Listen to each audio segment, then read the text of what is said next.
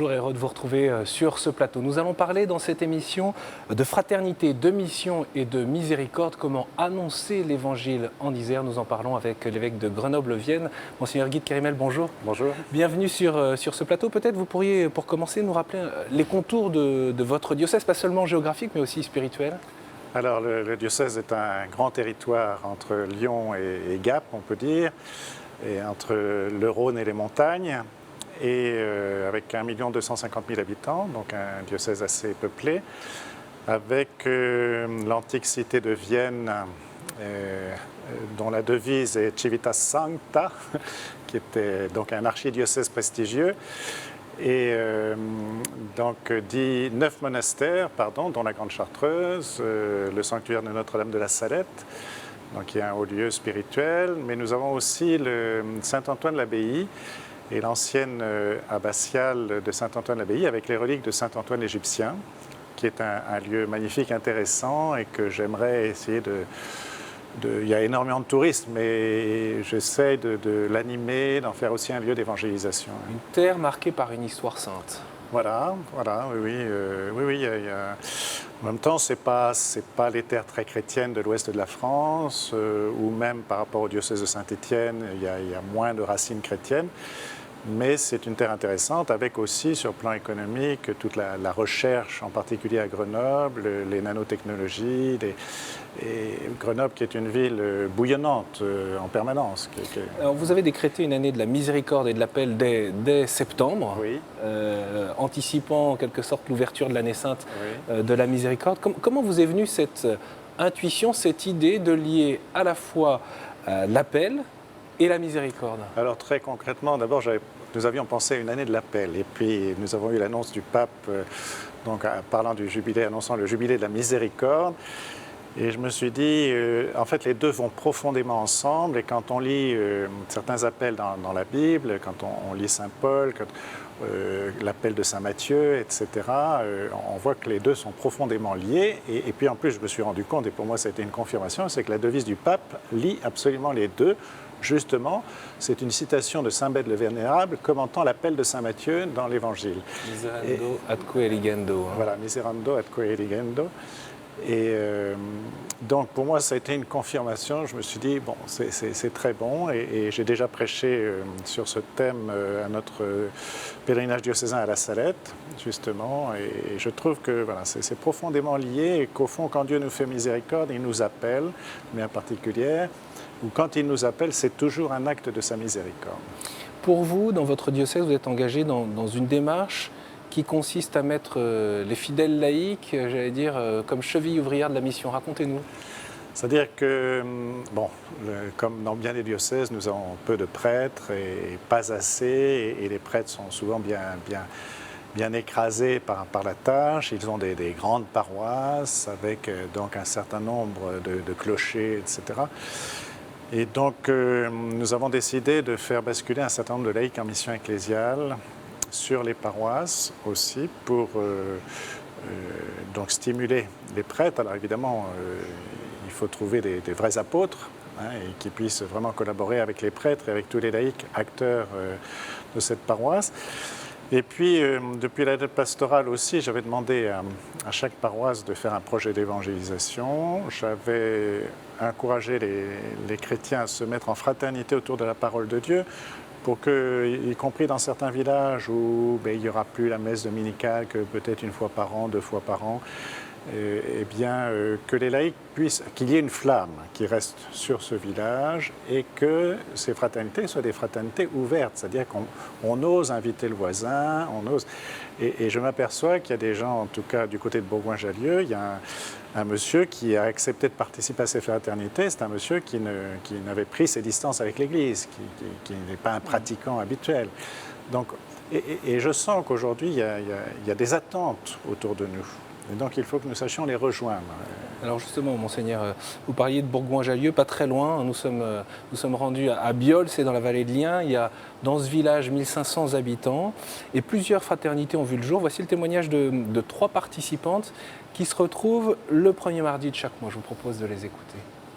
Esprit de sainteté, viens combler nos cœurs.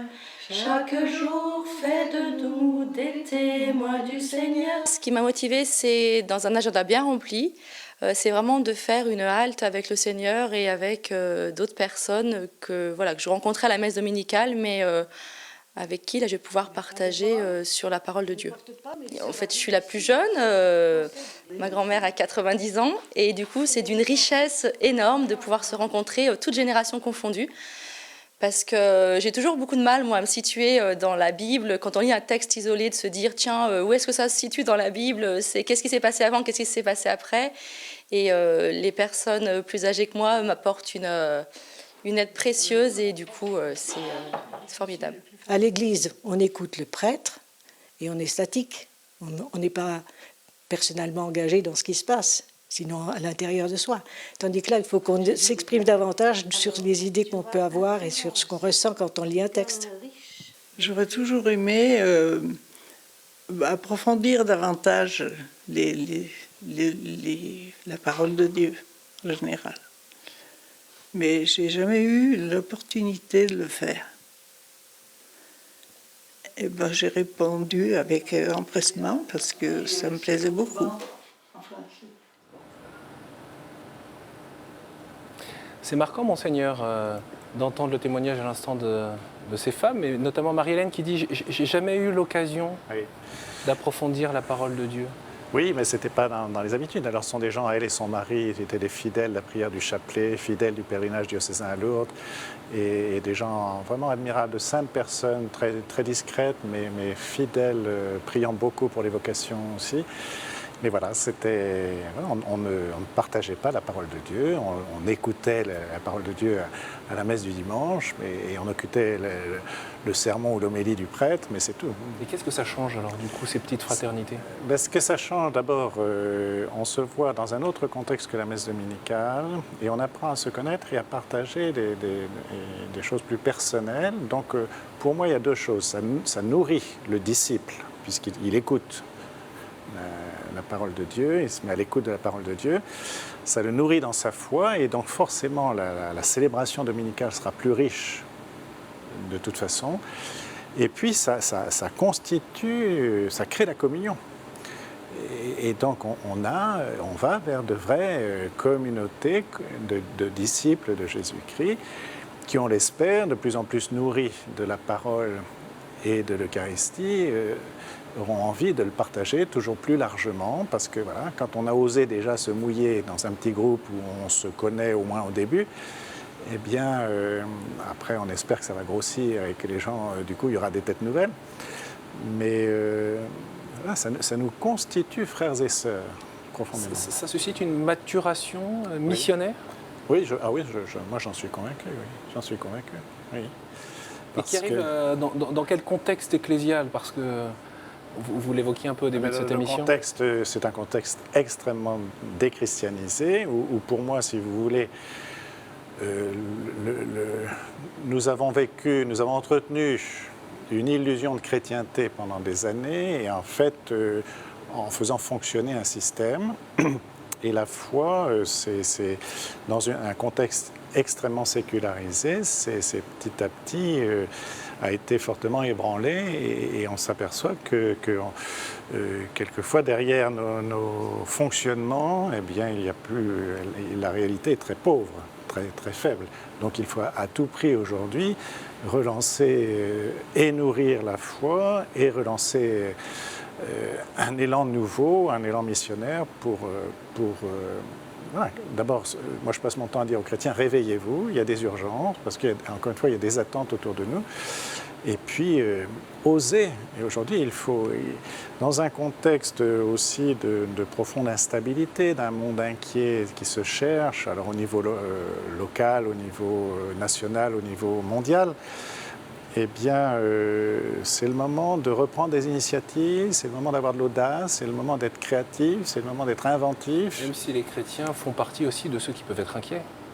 Bien sûr, mais justement, le gros danger, c'est ça, de se replier sur ses peurs et de se dire, ben voilà, on est les derniers des chrétiens, voilà, on s'accroche alors que nous avons un trésor à partager au monde et que c'est nous qui avons la clé. Monseigneur, nous en parlions lors de votre précédent passage dans cette émission. Vous avez envoyé une fraternité de prêtres en mission. Ils sont basés à la Tour du Pin sur la paroisse Sainte-Anne. La Frateo a reçu une mission d'évangélisation dans les établissements catholiques du diocèse ainsi qu'auprès des paroisses. Je vous propose de revenir voir comment ça se passe dans cette fraternité 3 ans après. Ils sont aujourd'hui 3 à vivre ensemble, 3 prêtres. Notre journaliste Coraline Salvoche est allée à leur rencontre. Ce mardi matin, le soleil a bien du mal à percer derrière le brouillard.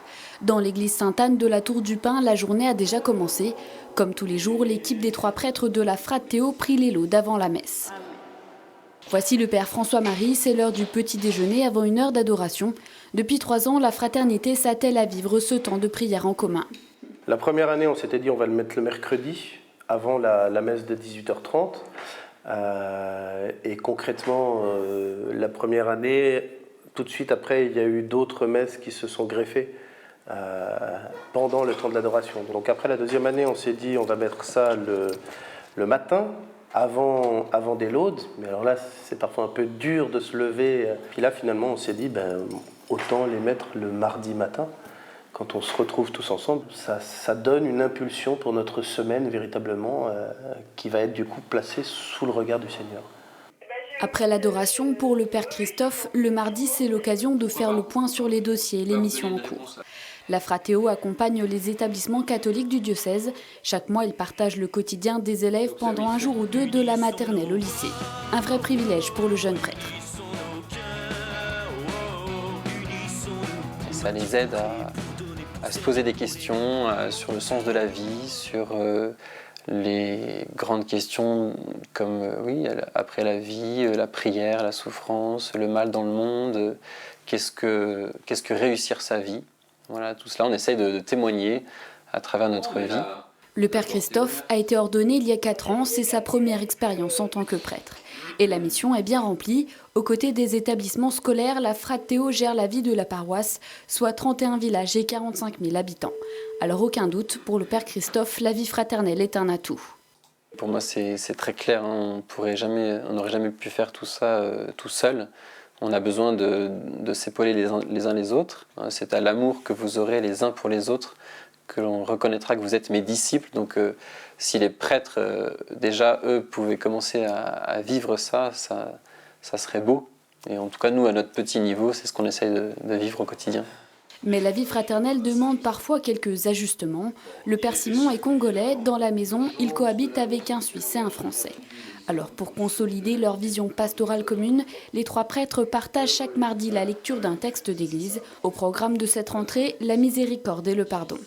C'est de cette manière que nous pensons vraiment chaque semaine ressourcer notre fraternité. Ce n'est pas vraiment facile en tant qu'Africain de partager, je dirais, la même vie avec des confrères qui ne sont pas africains. Comme pour mes confrères aussi, ça leur demande aussi beaucoup d'efforts pour essayer vraiment d'être au même diapason que moi. Mais tout compte fait, comme on a la même mission, à travers cet appel que nous avions reçu, on arrive vraiment à trouver le juste milieu pour qu'il y ait l'ambiance, qu'il y ait l'harmonie dans notre communauté. Après 3 ans de travail en commun, la Frat a trouvé son rythme. Prière, dialogue et amour du terroir et des habitants du coin. Un savant équilibre au service de l'évangélisation. Qu'est-ce qu'apportent ces prêtres au fond, Monseigneur, et cette fraternité, cette expérience qui est en quelque sorte un peu un laboratoire, hein? Oui, j'avais voulu effectivement que ce soit un laboratoire. D'abord la vie fraternelle, comme le père Christophe l'a bien redit. Et puis, voilà, parce que je suis déjà persuadé profondément et d'expérience que le fait de vivre ensemble déjà est un témoignage. Et voilà, déjà. Et puis, le fait de se stimuler dans la mission, d'aller... Donc, ils visitent pas mal d'établissements catholiques. Ils ont l'occasion de parler à des jeunes qui ont très peu l'occasion de voir des prêtres. Et donc de répondre à leurs questions, parce qu'il y a beaucoup de questions existentielles aujourd'hui, y compris chez des très jeunes. Hein, dans le contexte actuel, il y a beaucoup de questions existentielles. Et puis alors, je leur ai demandé, et je rappelle à tous les curés du diocèse que je veux, et je dis, je ne vous lâcherai pas longtemps que vous n'aurez pas organisé une mission paroissiale dans votre paroisse. Et alors, ça suffit? Il suffit que l'évêque, entre guillemets, ordonne pour que ça se fasse? Pas complètement, mais à force de le répéter, il y a une culture. Et puis, bon, je vois que là, il y a un prêtre, un jeune prêtre qui lance une mission paroissiale pendant le carême, là, donc bientôt. Et puis, à la basilique du Sacré-Cœur, qui va réouvrir au mois de mars, eh bien, il y aura aussi une mission à l'occasion de la fête du Sacré-Cœur. Et donc, petit à petit, je pense qu'il y a une culture, à force de le dire aussi, de prêcher, puis on l'entend aujourd'hui en général. Le pape François insiste beaucoup là-dessus aussi. Je passe mon temps à rappeler l'expression disciple missionnaire. Donc je crois que petit à petit, il y a une culture qui commence à bouger. Pardon, monseigneur, mais parfois on entend dire, mais oui, mais que font les évêques, que fait l'évêque, alors, comment vous répondez à ça? Eh bien, je réponds, mais qu'est-ce que vous faites, vous? C'est ensemble. C'est-à-dire que moi, j'ai pas. Quand les gens me demandent, essentiellement, quand on dit cela, c'est pourquoi on n'a pas de prêtre, et pourquoi on n'a pas telle messe dans tel village, etc. Et que fait l'évêque, effectivement? C'est quand même difficile. Enfin, ben, bien sûr, c'est difficile. Mais au lieu de rester dans la lamentation aussi, moi, je dis aux gens, vous voulez vivre de Jésus-Christ? C'est possible. Mais il faut s'en donner les moyens aujourd'hui. Si vous voulez simplement avoir votre messe du dimanche comme ça s'est fait autrefois et que vous l'aviez parce qu'il y avait un curé dans chaque village, ça, ce n'est plus possible. Mais suivre Jésus-Christ et participer à l'Eucharistie tous les dimanches, c'est possible. Simplement, il faut bouger intérieurement et physiquement. Et voilà. Alors on me dit, oui, mais les personnes âgées, mais qu'est-ce qui empêche de faire du covoiturage dans une culture, justement, où on insiste de plus en plus sur le covoiturage? Qu'est-ce qui nous empêche d'aller frapper à la porte des personnes âgées, de leur dire, mais je vous emmène, bien sûr, à la messe à 3 km ou à 5 km. Monseigneur, vous parliez du nouvel espace diocésain autour du Sacré-Cœur.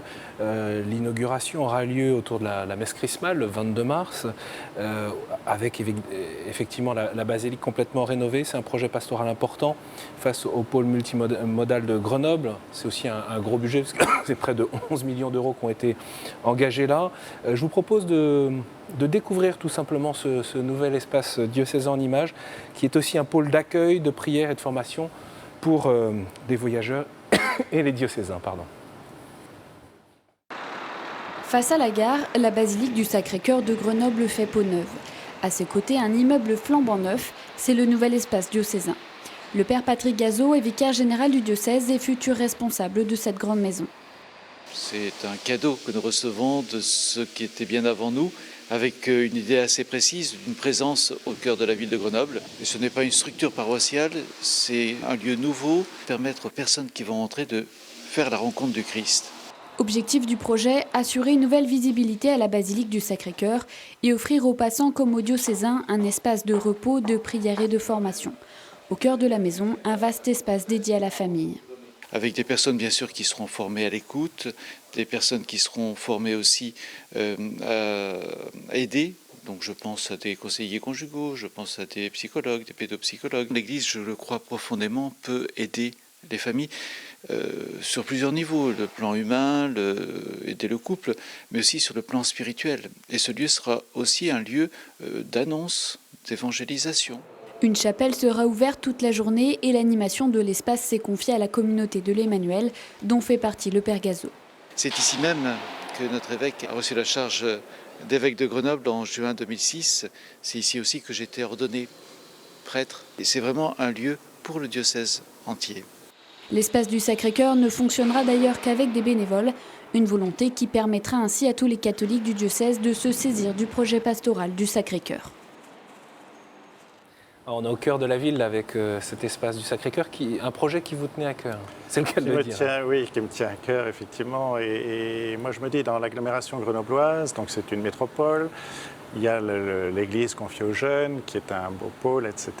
Donc il y aura le Sacré-Cœur, qui est un lieu en même temps de piété populaire, de conférences et de forums avec le monde des entreprises, de la justice, de la recherche, qui est de l'autre côté de la gare. Et puis, en même temps, un espace pour les familles, un restaurant qui sera animé par les apprentis d'Auteuil. Voilà. Et puis il y aura la gestion de tous les SDF qui tournent autour de la gare, et je pense que c'est aussi la mission de l'Église d'être proche d'eux. Voilà. Donc c'est effectivement ce qui me réjouit, c'est que beaucoup de gens sont intéressés par le projet. Chaque semaine, je rencontre quelqu'un qui me dit « Ah, mais ce projet m'intéresse, j'aimerais bien y participer », que ce soit pour l'adoration eucharistique, que ce soit pour différentes activités. Voilà, donc ça, c'est très intéressant. Oui. Vous parliez de l'accueil à l'instant, Monseigneur de Kérimel. Il se trouve que dans le cœur de cette année sainte de la miséricorde, on a pu entendre l'appel du pape François à ce que l'Église soit accueillante, et en particulier aussi pour les familles, les femmes, mais aussi les maris ou les hommes qui ont souffert de l'avortement. Il se trouve que vous avez été responsable d'un groupe de travail sur le phénomène social de l'avortement au sein de la conférence épiscopale. Est-ce que vous pourriez nous dire un mot sur votre attention spécifique au cours de cette année? En tout cas, déjà, ce que je peux dire, c'est que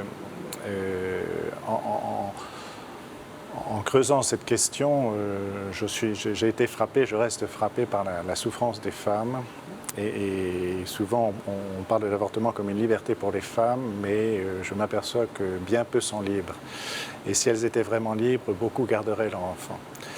Et donc, alors le pape, donc, pour l'année jubilaire, donne à tous les prêtres les pouvoirs de remettre les péchés réservés dans celui de l'avortement. Et je pense qu'il faut... Missionnaire de la miséricorde. Hein. Voilà, mais à tous les prêtres aussi, dans tous les diocèses, dans tous nos prêtres diocésains pourront remettre ces péchés. Et voilà, alors ce qu'il nous faut, c'est pouvoir nous adresser à ces personnes. Il faut trouver les mots justes, il faut les appeler, leur faire comprendre combien le cœur de Dieu est ouvert. Parce qu'au fond, beaucoup de ces femmes ont des circonstances atténuantes, je pense, et quelque part, elles peuvent ressentir une double peine. Ce traumatisme qui a été pour elles l'avortement, cette culpabilité qui est souvent présente, et en tout cas ce mal-être extrêmement grave qui les touche des années après. Et donc, si elles sentent de la part de l'Église encore une condamnation, nous ne sommes pas là, et comme le Christ lui-même a dit, je ne suis pas venu pour condamner le monde, mais pour le sauver. Et l'Église, elle est l'instrument du Christ pour le salut. Et donc, comment nous pouvons rejoindre les gens, comment nous pouvons les aider à entrer dans cette liberté nouvelle, justement, qui est liée à la vérité sur soi, à la vérité. Et pour cela, il faut des prêtres très à l'écoute, des prêtres qui aient beaucoup de discernement.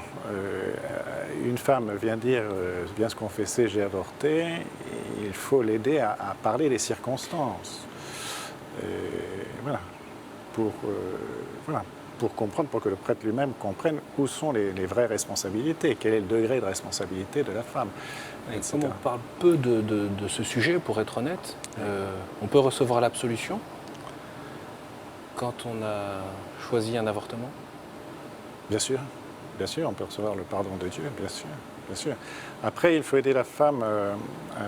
Je pense que pédagogiquement, je sais que certains proposent par exemple un pèlerinage comme pénitence, comme geste de réparation pour aider la personne psychologiquement. Hein. Sachant qu'en plus, le jubilé avec l'indulgence plénière remet vraiment non seulement les péchés, mais les séquelles du péché. Et l'annonce de la miséricorde n'est pas contradictoire avec l'appel au respect de la vie, évidemment. Bien sûr. Ah non, bien sûr. Non, ça ne s'oppose absolument pas. Et je crois qu'il faut être très clair que l'Église, elle a annoncé, elle a éventuellement à dénoncer le péché de manière générale, elle n'a jamais à accuser les personnes, elle a à être pleine de miséricorde pour les personnes. Une chose est de reconnaître, de dévoiler le mal, de le dénoncer. Autre chose est l'exercice de la miséricorde. Voilà, et ce n'est pas du tout incompatible, absolument pas. Monseigneur, on arrive au terme de cette émission. Peut-être pour conclure, juste un mot, pour nous parler justement de cette voix prophétique de l'Église, que l'on voit bien à travers cette année sainte. et cette transformation qui est nécessaire, on en a beaucoup parlé dans cette émission. Qui n'est pas finie, cette transformation. Je pense que quand nous serons allés plus loin, il y aura plus de vocations sacerdotales, j'en suis convaincu. Mais en tout cas, moi je suis de plus en plus convaincu que l'Église a un rôle extrêmement important à jouer dans cette période particulière de l'histoire de notre pays, de l'histoire du monde, et que nous avons énormément de défis à relever et que nous avons, dans notre pauvreté, parce que nous avons une pauvreté extrême, et la grâce, la puissance de la grâce de Dieu est là. Et moi, je reçois des témoignages de conversion profonde, d'expérience de l'amour de Dieu. Je reçois une lettre d'un étudiant qui a eu un peu de catéchisme dans son enfance, mais c'est tout, pratique très très rare, et qui écrit à l'évêque parce que il cherche, il se sent pas bien, il a été voir des psys, c'est pas ça, et il cherche du côté spirituel. Et donc il écrit à l'évêque. Et je vois qu'aujourd'hui, c'est pour ça qu'il nous faut nous réveiller, sortir de nos complexes, etc., humblement, mais nous avons à être présents dans la cité, à annoncer l'Évangile dans le respect des personnes, mais sans complexe, absolument, voilà, parce que nous sommes attendus. Monseigneur de Kérimel, merci beaucoup d'être venu sur ce plateau de la vie des diocèses. Alors bien sûr, pour ceux qui souhaitent écrire à Monseigneur de Kérimel ou découvrir l'actualité du diocèse de Grenoble-Vienne, n'hésitez pas à aller sur le site internet du diocèse, et puis vous pouvez retrouver cette émission sur le site de Catéo. Merci beaucoup pour votre fidélité et bien sûr à la semaine prochaine.